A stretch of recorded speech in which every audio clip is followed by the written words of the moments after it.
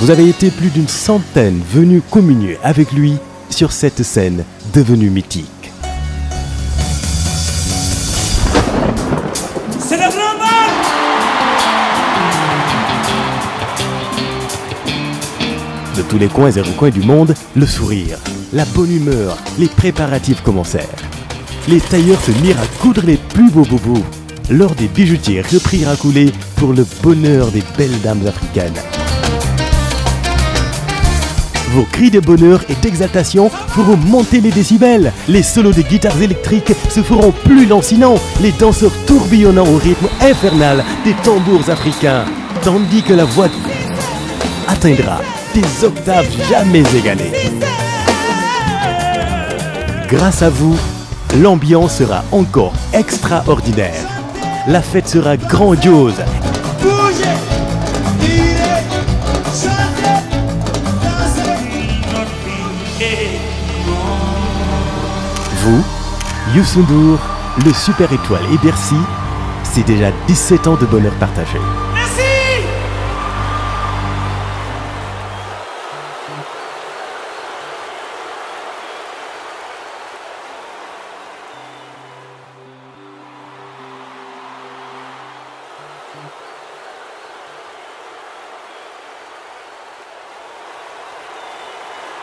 Ça, c'est Youssou N'Dour!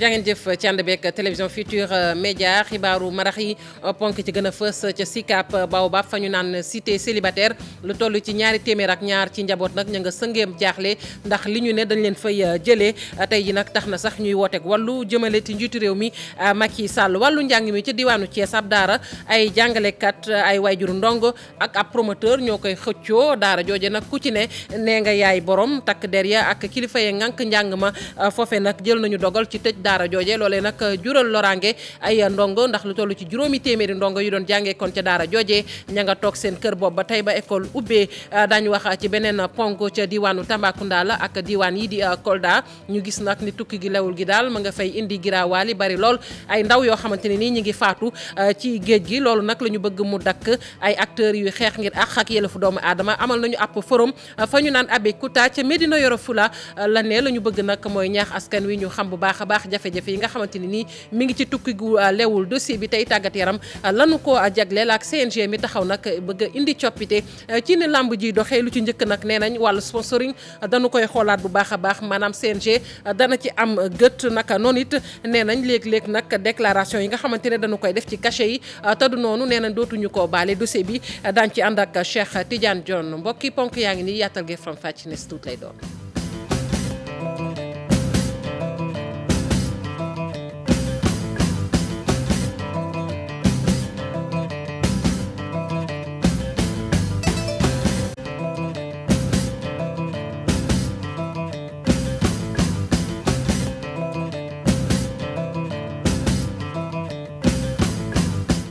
jàngeen jëf ci ànd beeg télévision Futurs Médias xibaar yi ñu tàmbali ko fële ci Sicap Baobab fa ñu naan cité célibataire lu toll ci ñaari téeméer ak ñaar ci njaboot ña nga sëngéem nag jaaxle lool gannaaw ba ñu ne dañu leen di jëlee kon ca cité boobee tey ji nag ña ngay wooteeg wàllu di tàllal loxo rek njiitu réew mi Macky Sall leeral yeeg Cheikh Tidiane Dione Diafara Ba. ñoom concrètement ñun dañu war a dem ba léegi waxaguñu parce que ba ñu commencé yëngal ñu xam ne léegi opinion nationale internationale ñu ngi commencé am une information des informations si cité bi si la ñu commencé reculer ne ñun mosuñu wax si affaire cité célibataire. jaaxle ba àgg ci lool ci jamono jooju foofu la ñu toll locataire yu cité célibataire bu Sicap Baobab ñoom njàqare wu métti moom la ñuy dund lu toll ci ñaari téeméer ak ñaar ci studio war nañ leen dindi ci barab yi waaye nag li leen gën a ëlëm bokk na ci proposition biñ teg ci kaw table bi. waaw 2 millions lañ ñu jox ak terrain ay ku nekk xam na ñëpp ñu nekk dans la construction ak ñëpp ñu nekk si àdduna bi xam nañ que 2 millions mënul def sax fondement si nga xam ne dañ fi dëkk pendant 54 ans wala 60 ans. donc moo tax ñun accepté ñu 2 millions li ñu bëgg mooy na ñu tabaxal des maisons gratuites ñu dem dëkk parce que fii dañu amortir kii bi coût bi te tamit dañ fi dëkk parce que dañu jege ak école yi à tout près à quelques mètres dispensaires yi lu bëri ñu ngi fii def nekk si environnement ville bi xam ville bi jékki-jékki war la yóbbu fële te fële préparé sax yenn infrastructure yoo xam ne nit ñi mën nañ si adapté. beneen mbir moo xam ne daf leen ëlëm bokk na si taxawaay bi nga xamante ni société immobilière bu Cap-Vert bi mu ngi ko taxawoo maanaam dindi fi njaboot yi indi ñeneen. mur yi étage yëpp jóg na étage yi jóg ay deuxième ngay gis ñeneen ñu ngi si premier ñeneen ñu ngi si fondement population yi nga xam ne ñu ngi fa dëkk depuis 1954 tey ñu fa nekk nii terrain yi dañ koy jaay 65 millions plus def si ay immeuble di koy jaay 55 millions kii Rudis mi ngi nii dañ ko commencé zinc dañ koy jaay appartement 120 mètres carrés 56 appartements à 55 millions appartement bu nekk. jamono ji nag Samsi Digne ak ay dëkkandoo ñoom li ñuy sàkku bokk na ci kii di président de la république moom mu dugal loxoom ci mbir mi ngir daal saafara mun na juddu.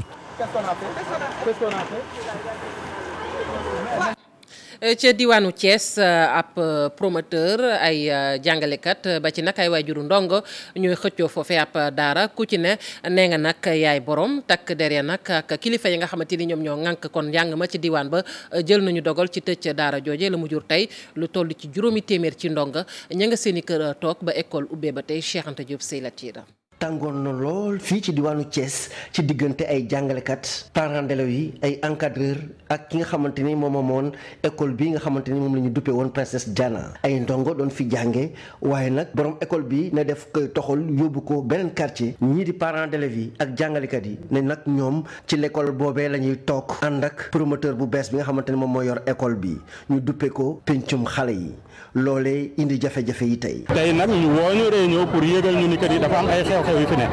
maanaam xew-xew yi mooy que ni li ñu yëgal mooy que ni am na ay jafe-jafe yu am et que IA bi nga xam ni ca njalbeen moo leen ne woon nañ ubbi dafa toog fukki fan ak juróom après ne leen nañ tëj ndaxte locaux yi nga xam ni ñoom fii lañ ne nee nañ locaux Princesse Diana la ñoom ñoo ko moom donc tey jii nii ñoom amuñu sañ-sañu ubbi fi école donc biñ ñëwee ñu wax ñu ko réunion bi xaw na doy waar te tiital nañuy. xëccoo bu tar ci diggante jàngalekat yi ak ki nga xamante ne moom moomoon école Princesse Diana ba tax police dugal ci loxoom ak kilifa yi nga xamante ne ñoom ñoo ŋànk wàllu njàng mi suufe mi fii ci diwaanu Thiès inspecteur d'académie bu Thiès joxe ndogal ñu tëj école bi. tey jii par exemple ku fonctionné ci lu dul yoon dégg ngeen fi ba tey ay candidats yu dem ba baccalauréat war a dem def baccalauréat ñooñu suñ tur nekku ci liste yi ñu xool ndakate école bi deful la mu waroon def. lii bu ñu bàyyee mu dem mën nañoo dem ba ca cëppaandaw ja jékki-jékki duñ gis xale yi seen tur ci examen yi mu mel ne kii te fekk ñu ñoo bàyyi mu fonctionné dans l'illégalité. xëccoo yu tar bi école ubbee ba léegi ndongo yi kenn jàngu ci mu nekk mbir moo xamante ni parents yi nee na tiit ñu lool ci seen ëllëgi doom. Cheikh Anta Diop ñu koy jaajëfal libéraux yi ñu ngi naqarlu nag faatuk Aïcha Diallo di gone gu jigéen googee faatu woon kon ca hôpital bu Pikine gannaaw ba ñu ne nag anam ya ñu ko dalalee dëppwul ak yoon tey ji nag libéraux yi ñu ngi koy naqarlu nee nañ jeex na bis ni ki tey ndax groupe parlementaire liberté et démocratie dafa taxaw nag ngir xool dëgg léegi waaye tamit am gët ci ni nguurug Sénégal na muy doxee ndax jàpp nañ ne nguur gi dafa war a taxaw ci jafe-jafe askan wi rawati nag ci seen wàllu wér-gu-yaram ñu teewlu maître Madické Niang ci micro Pafara Ñing di naqaru li xew Pikine gis ngeen ni sunu groupe dañu waxoon ni ñun ay député du peuple la noo doon ba mu amee rek la sunu député Mame Diarra Fam dem taxaw bokk ak waa population Pikine mbir mi bokk ak waa Sénégal ñaawlu ko ba mu demee ba tey ñun benn la nu néew nanu waaye ba mu demee ba pare la ñeneen ñu di soog a ñëw ñu xam ni daan leen jiitu nag si lépp loo xam ne day jëmale kanam réewu Sénégal parce que loolu la ñu suñu tête de liste ak suñu leaderu coalition bi wax kon ñi ngi jaale bu baax famille Aïcha Diallo te di wax ni incha allah daanu taxaw ba Sénégalais yi li nu bëgg mooy suñu feebaree nu faj leen li nu bëgg mooy liggéey li nu bëgg mooy fexe ba dund bi ñu yombal ko Sénégalais yi loolu mooy suñu xalaat mooy suñu taxawaay. Maître Madické Niang bokk nag doon kenn kon ci avocat yi layel Karim Wade moom nag mi ngi weddi daal xibaar boobee wax ni Karim Wade dootul candidat fii ci Sénégal ci atum kon 2019 loolu nag mu nekk kàddu yoo xamante ne rek kon tukkee na ci Maître Madické Niang muy candidat kon 2018 ndax moom jàpp ne loolee xibaar bu wérul la naka noonu it daal dinay naqarlu rek ni réew mi di doxee waaye tamit lu jëm ci wàllu njàng mi gis na ni sooxe na ba ci nag mbirum yow Salim ak ni ci nguurug Sénégal taxawee loolu yëpp nag ñi ngi ko doon waxtaanee ci ab lël boo xamante ne ni amaloon nañu ko Pafara ñi ngi Mardien sa xalaat ñàkk a nekk candidat ci atum 2019 di weddi yenn wax yi ñu yëkkati. maa ngi ñaan Cheikh Yérim sama rakk la am na relation yu baax mais waxam ji dafa rëy kon wax ju rëy la ñi ngi koy wax ni que amul su fekkee ni moom am na wax ni diw la benn avocat waxul ak moom amul su amee na wax ni diw la. wax ni avocat moo ko wax ni que Karim duma ñëw ndax dañ may tëj ñëwoon naa ñu tëj ma ñetti at kooku xaw ma ban avocat moo koy wax. président bu groupe parlementaire liberté ak démocratie ne budget 2018 bi li ko tax a jóg mooy falaat Macky Sall bu ñu gisee fi nga xam ne la ñuy dugal koppar yi. da ngay seet fonds politique yi ñu jox institution yi président d'institution yi ak doxalin wi nga xam ni li leen ñor mooy fexe ba jëmale kanam seen bëgg-bëgg mooy fexe ba nu élire président Macky Sall ñun nag en tant que député de l'opposition loolu duñ ko nangu tey duñ ko nangu ëllëg daanu dénoncer lépp. ñoom ñuy ñaawlu bu baax a baax yorinu njàng mi fii ci réew mi rawatina mbiri yow Selim. ndax dafa mal ne ñoom mbir mi ñoru leen li nu bëgg mooy at bu nekk ñu signé ay kayit yoo xam ni duñ ko doxal suñ ko jëloon def ko priorité bari na ay moyens yoo xam ni mën nañ ko tirer ci budget bi tirer ko ci yeneen ressources pour faj li nga xam ni mooy tax éducation bi jëm kanam li jëm ci yow Selim dama leen bëgg xamal ni leen ànduñu ci doxalin bi lu tax ñu bàyyi ba école war ubbi ba xale yu war jàngi ngay tëj école te nag Turquie suñu xarit la naam waaye nag ñun nanu jiital suñuy intérêt te defe naa ni benn réew waru mën toog fee di wax Sénégal da ngay doxale nii soo doxalewul nii sama koppar duma ko dugal sa biir économie booba kay ñu jàpp ci yàlla. waa PDS ak seeni naataango ne dinañ doon dal ay député yoo xam ne askan wi lañ fiy teewal loolu ñu ngi ko xamal gannaaw ñaari fan yoo xam ne amal nañ ko lël ngir xool lan mooy rôlu député. coowal Khalifa Sall ak li ñu ne sax dañ ko dàq ci parti socialiste moom ak ñeneen mi ngi wéy nag di jur kon coow fii ci Sénégal ndax boobu ba nëgë ni ña ngi koy laam-laamee ñu ne nag yëf yi ma nga door keroog ba nga xamante ne rek Khalifa Sall ak ñamu àndal dañu ne bokkatuñu kon ci Benno Bokk Yaakaar waaye tamit dafa gën a tar bi nga xamante ne rek kon secrétaire exécutif national yëkkati na ay kàddu moom ak secrétaire généraux yu yore wàllu coordination ci parti socialiste Alassane Ba. mbir yaa ngi gën a leer et pourtant ñenn ñi nga xamante ni ñu ngi suivre actualité bi biir formation politique bu Senghor gisoon nañu li ni mel secrétaire généraux yu coordination yi daanaka jébbal bal bi bureau politique bu parti socialiste ñu ne nag conséquences yëpp dañ ko tiré ndax danañu dem ci dàqub Khalifa Sall ak i ñoñam biir parti socialiste dàq boobule sax ñu yàgg ko wax ginnaaw bu maire bu Ndakaaru ak i ñoñam wane seen bëgg-bëgg génn biir Benno Bokk Yaakaar ak itam samp candidat ci présidentielle yu 2019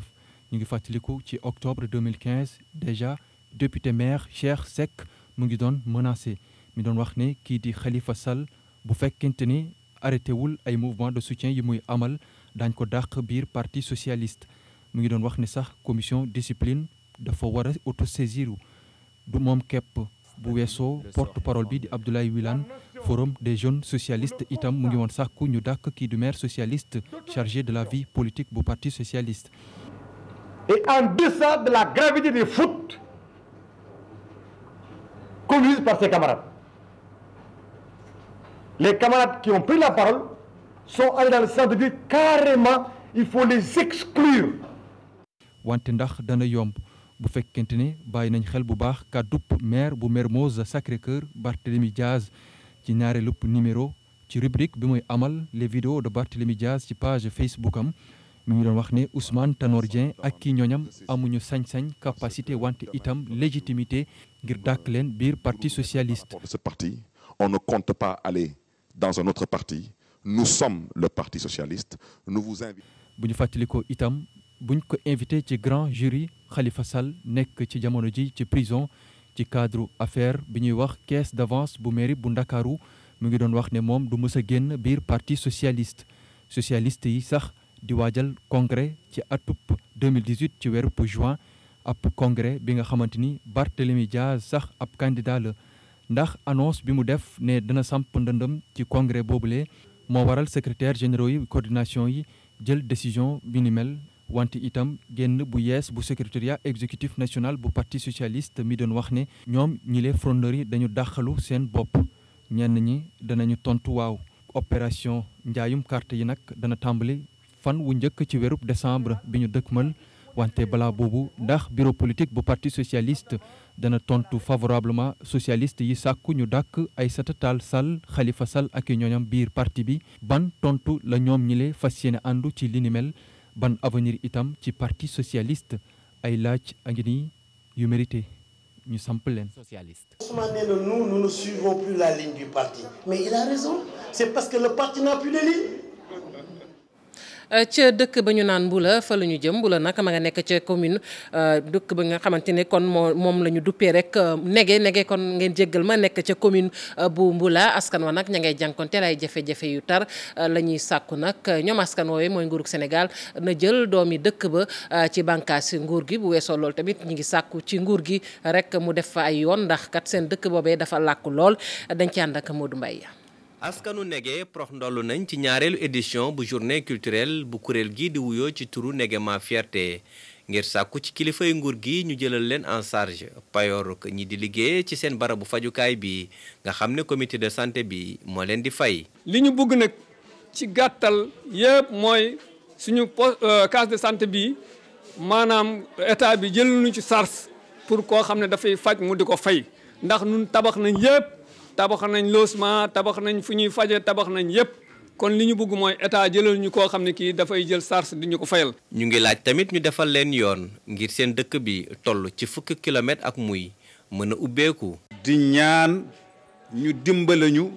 fexal ñu rang-rang ba mu agsi fii ci dégg ndax itam wax dëgg yàlla boo amee problème fii tey bëgg a jóg dem balaa ngay dem da nga am problème bu fekkee jigéen ñu wérul la mu gëg bu ko génn aussi itam dafay am problème da ngay am problème bi mooy lan mooy fooy jaar ba jàll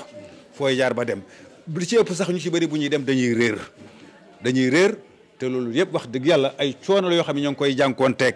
te bëgg ñu dimbali ñu ci ndax nag comme suñu loxo jotu suñu gannaaw te ñu ngi góor nag. kii di parrain xumbite yi jëm ci wàllu aada ak cosaan mooy sàkku ci ndaw yi ñu yaatal lu ni mel ci biir commune bu Mbula. su ko population yëpp taxawoo yaakaar naa léegi réew mi jëm kanam parce que am réew tamit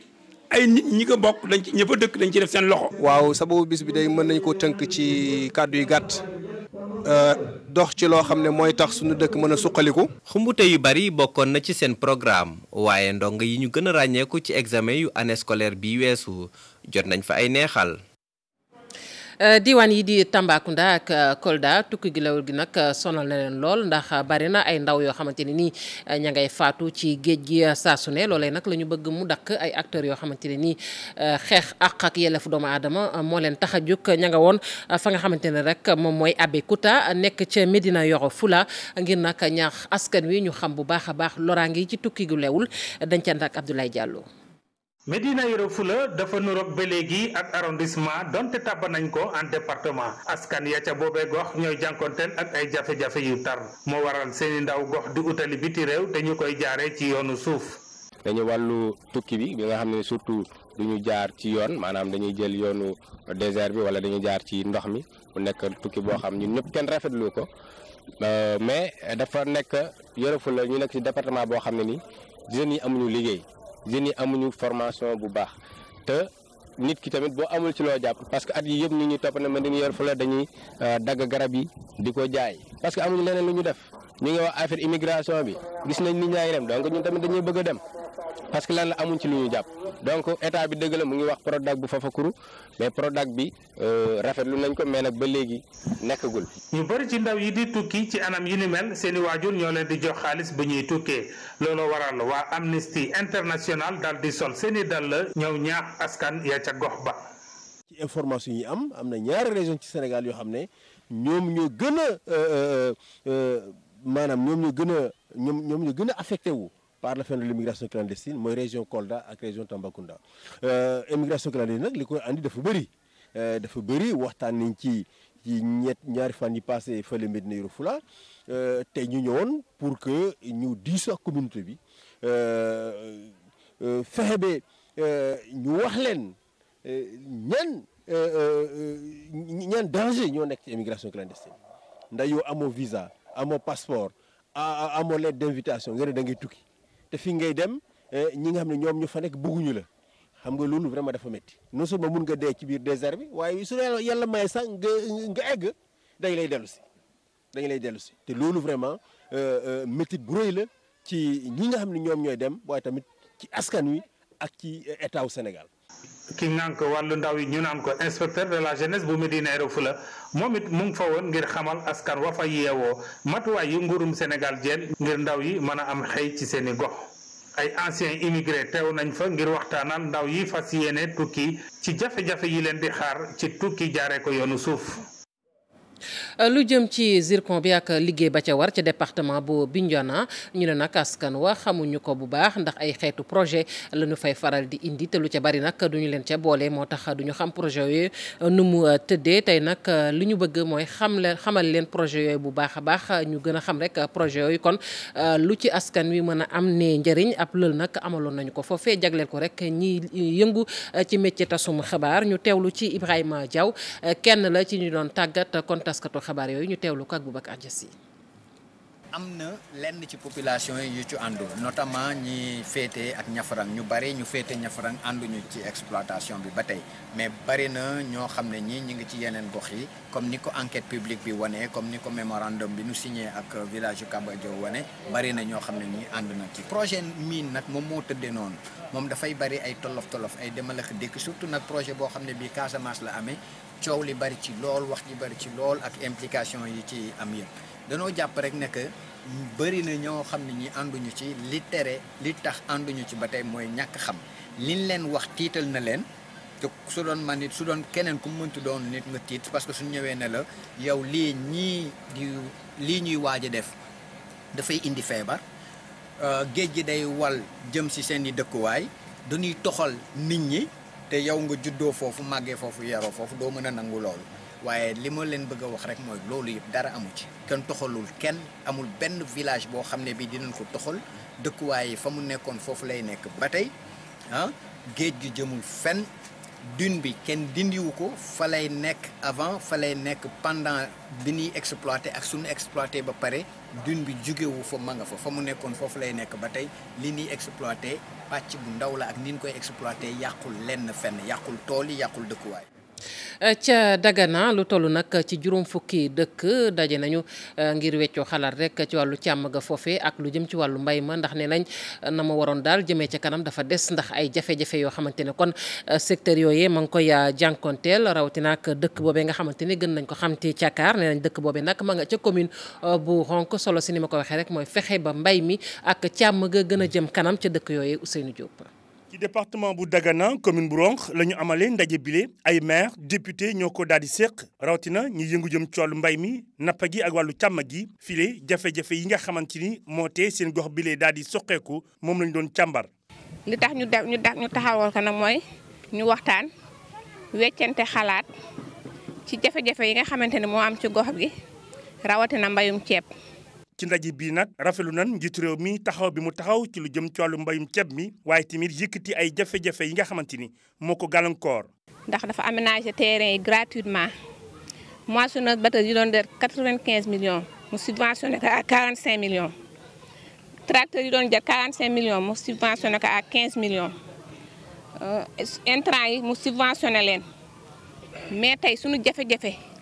li gën a ëpp solo li gën a métti mooy picc yi nga xamante ni boo bayee ba yaakaar rendement picc ñëw ni ko fuuf. beneen jafe-jafe boo xamante ni am na ci diwaanu Ronk rawatina ci dëkk bi di Càggaar jëm ci wàllu yoon yi ñoom waa dëkk bi le nee nañu loolu moo tee li nga xamante ni mooy développement am ci gox bi. pour ceeb boobu génn problème la pour population ñu fi dëkk problème la ñuy laaj ñu ngi appel lancé benn appel nag si président ak bépp autorité pour que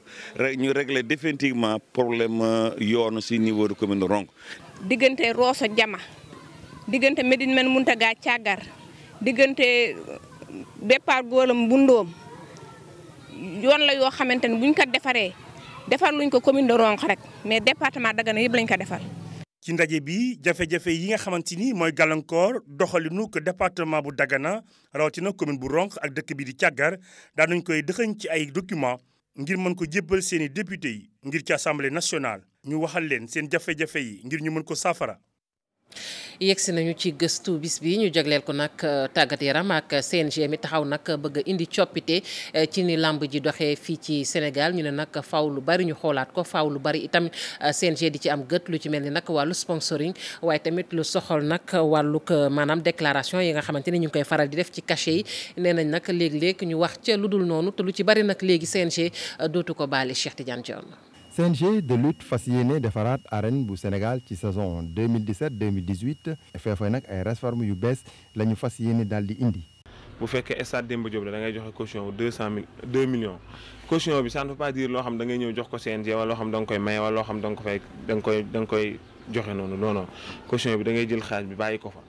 pour ñu certifier que ni promoteur bi am na engagement wala jël na engagement bu ko may mu tëgg làmbam léegi 500 millions yi nag bis booy dem bay régulariser. da nga koy dugal ci reliquats yi nga xam ne sa xaalis lay doon boo xam ne yaa ko fay versé biñ ci waxtaanee nag promoteur dañ ne loolu dafa diis ñoom yoruñu 500 millions yoo xam ne mënuñ ko bàyyi ci benn place mu tëdd fa lu yàgg buñ gisoon mooy bu fekkee mënuñ ko dindi parce que caution lu amoon la dañ ko indiwaat parce que ku nekk gis nañ bu njëkk 250 000 la woon. li ma ci gën a rafetlu mooy kenn ku ci nekk nga nekk écurie nga nekk manager nga nekk président écurie nga nekk mbër nga nekk li CNG envoyé na la missive lettre. pour wax la li nga xam ne moom la ñu jël et c'est pour la première fois ñu gis ci làmb décision jógee ci CNG te amul contestation unanimité nag amul. presse bu bëgg accréditation su promoteur bi wax ak yow ba pare 48 heures avant l'événement promoteur bi day jël accréditation yi jox ko CNG délivré organe de presse yi pour tamit nit ñi seetaan si dañu bëgg a gis mais des fois da ngay ñëw gis làmb yoo xamante ne bii gars yi dañuy encombré géew bi encombré mbër mi tuus ba kenn du ko gis te da ci am ay journalistes yoo xam ne journaliste événement lañ soo tëggee stade Iba Mar doo leen séen te bu làmb Demba Diop amee ñooy fees ci suuf. bokk na ci bees yooyu temps bi ñu war a mën a def ngir amal lii di seen chorégraphie 15 minutes gannaaw su njëkk ci stade bi. vraiment tous dafa bokk ci làmb xam nga tous mooy xoromu làmb. waaw moom laay wax parce que am na tey man damay gis ay amateurs yoo xam ne tey dañu naan man kat Hôtel Dior bu duusee ba tuus rek man même pas bu bëriwul tamit man deyal naa ci lamb yi xam nga tey Hôtel Dior mu yor bëjën tamit xam nga di lagat xam nga ci biir géew xam nga di dajeeg sa moromu mbër di def ay action maa ngi fàttaliku man sama combat Baye Mandiaye stade Demba Diop la woon asante bi fii jaayante doole bi fii xam nga affaire bi après géew bi la xam nga affaire bi mooy loolu noonu. Lamine Samba moom li ko gën a intéressé bokk na ci sponsoring bi léegi CNG day am droit de regard ci ñoom. indi ma saytul la sa xaalis mbëri li ñuy tiit mooy bu ñu yóbboo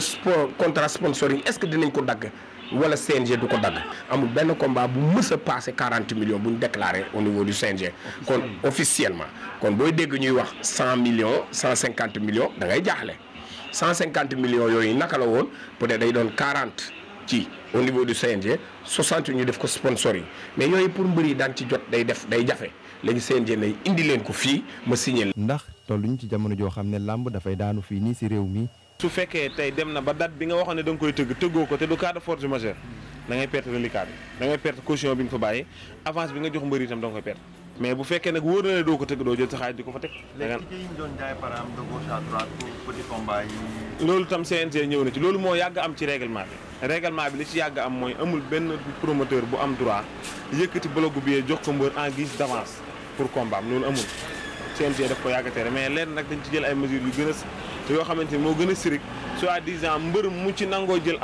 avance ci ay billets mun nañ dem ba à ce que ñu retirer sa licence. ndax moom gis na ne bees yi baax nañu waaye tamit CNG waroon naa